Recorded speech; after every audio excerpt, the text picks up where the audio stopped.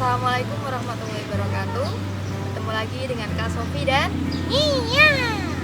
Nah, hari ini Kak Sofi dan Nia akan menemani adik-adik, dan Kak Sofi akan bercerita tentang kisah teladan ulama Nusantara, yaitu Kiai Haji Hasyim Asy'ari.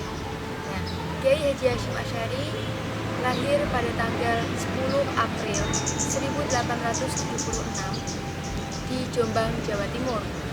Beliau wafat pada tanggal 25 Juli 1947 ketika beliau berumur 72 tahun. Beliau merupakan sosok pendiri Nahdlatul Ulama, organisasi massa Islam terbesar di Indonesia. Beliau juga merupakan pendiri pesantren di salah satu pesantren di selatan Jombang. Nah, yang mana itu Jombang? Mau pernah kesana nggak? Enggak. Yaudah, besok kalau sudah tidak corona, besok Kak Sofi ajak ke Jombang. Hore. Nah, ibunda beliau bernama Halimah yang merupakan keturunan dari Raja Brawijaya yang keenam, sedangkan ayahanda juga merupakan keturunan dari Jagatingkir. Nah, ketika beliau berusia 15 tahun, beliau sangat suka sekali mondok di pesantren. Nah, selain itu, nggak hanya satu pesantren saja, melainkan banyak sekali pesantren yang ia kunjungi, karena beliau merasa belum banyak menerima ilmu. Jadi beliau belajar ke sana kemari untuk mendapatkan ilmu yang lebih banyak. Nah, beliau merupakan putra ketiga dari 11 bersaudara. Banyak sekali kan? Hah? Banyak sekali. Nah, saudara Kak Sofi ada berapa? Emang kamu mau tahu aja? Iya, mau tahu dong. Nah, itu nanti kita bahas di belakang. Kita skip aja ya. Nah, di sini Kak Sofi ada cerita ketika Kiai Haji Hasyim Asy'ari mondok di pesantren milik Kiai Haji Khalil Bangkalan. Nah, di sana Kiai Hasyim dididik akhlaknya.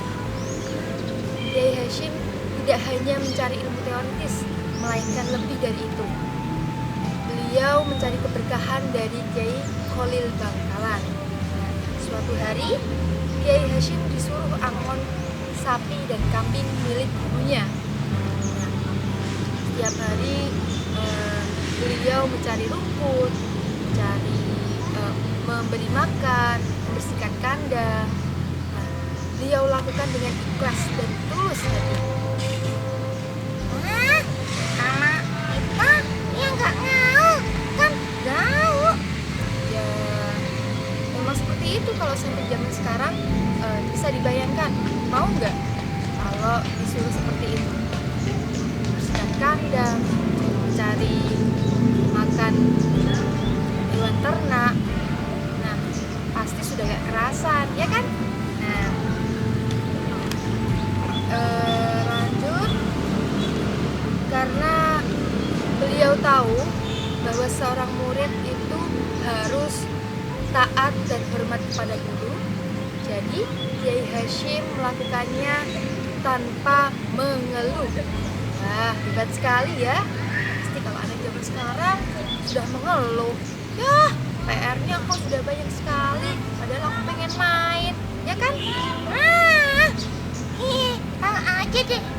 Nah, jadi yang dilakukan Kiai Hasyim Asy'ari itu beda dengan zaman anak-anak sekarang.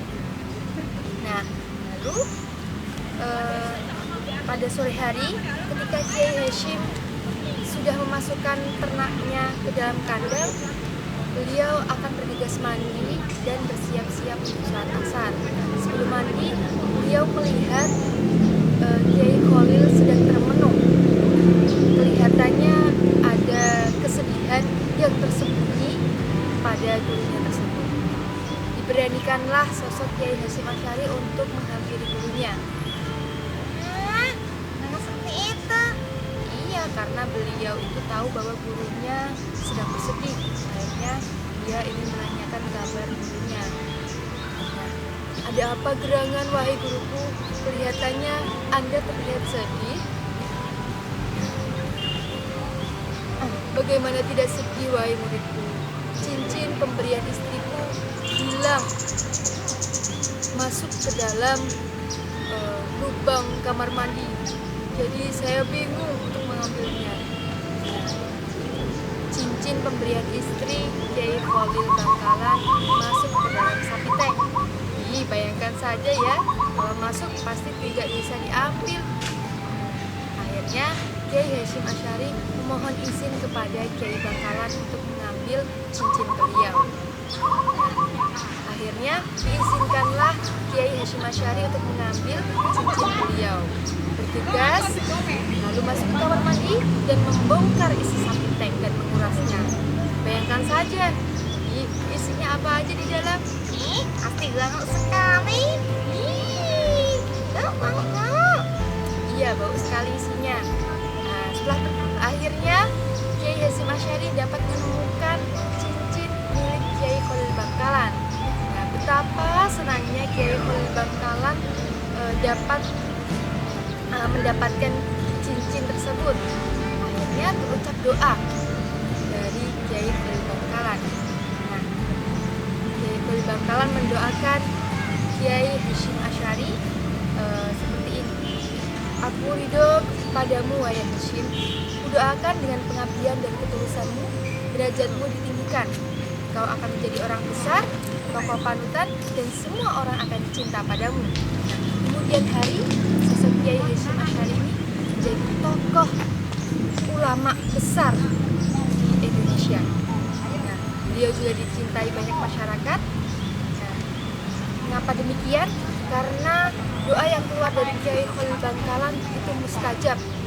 Tidak hanya seorang guru, tapi Kiai Khalil Bangkalan itu juga merupakan sosok wali. Sehingga doa yang berucap dari beliau itu terkabulkan.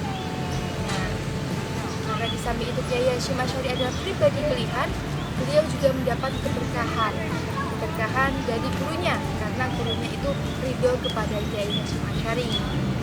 Wow, alhamdulillah, aku ingin seperti itu, Kak.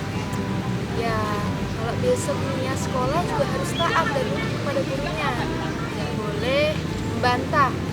Nah, karena itu semua ada hikmahnya di balik mencari ilmu tersebut. Subhanallah. Nah, begitu cerita dari Kak Sofi. Mohon maaf apabila ada kesalahan kata atau cerita yang kurang jelas. Mungkin cukup sekian. Wassalamualaikum warahmatullahi wabarakatuh. Salam ceria. Dadah.